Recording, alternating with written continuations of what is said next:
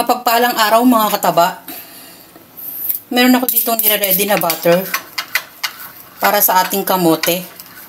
Yan. Harina lang to, 2 kutsarang harina. Tansyahin nyo na lang basta't hindi malabnaw. 2 kutsarang harina, 2 kutsarang cornstarch, konting sugar. Ganon din sa sugar kasi matamis na yung kamote. Naglagay din ako ng 2 kutsara at konting tubig. Tapos dito, meron tayong cheese. Gagamin ko naman tong ating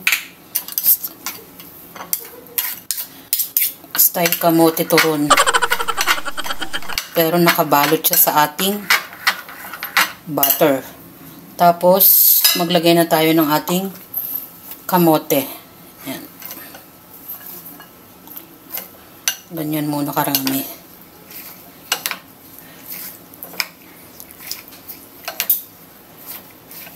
Meron ako ditong naka-ready na yelo para mas crispy. Maglalagay tayo ng ilang pirasong yelo. So, ganun lang. Sasalang na natin yan. Hindi ko na ipapakita to kasi dito naka-ready yung ating binabad na chicken. Nag-marinate ako niyan. Itlog lang naman yan. Ganun din. Cornstarch, harina at mga pampalasa. Yung kasama ng itlog. Pampalasa lang naman, salt, paminta, at ang konting Ajinomoto. Yan ang ipapartner natin dyan. Kasama nito. Parang ito na yung pinaka-side dish niya. Ayan. Yan. Naluto ko na. Malutong siya. Gawa ng yelo. Iko-correct ko lang, no? Dahil si Mama Taba ay kuratsa. Turon ako ng turon. Ito ay Maruya, Angie. Maruya, Mama Taba. Maruya! Ha? Maruya, anak. Yan. Unti-unti na nga nauubos bago ko pa ma-serve. Tapos dito naman, nakasalang na yung ating chicken.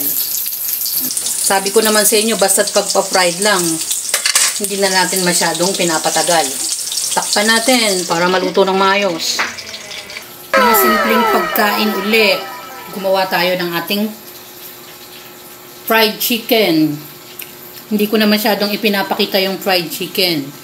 Sinamahan ko lang siya ng side dish na maruya at hindi turon. Maruya!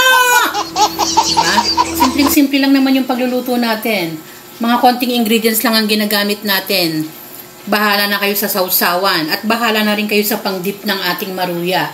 Pwedeng mayonnaise, pwede kayong gumamit mga kataba, or i-dip nyo rin ng konting sugar dahil meron ng lasa yung ating maruya. Ganon din naman yung simpleng chicken natin. Yan yung pinakasawsawan niya, ang ating Mang Tomas.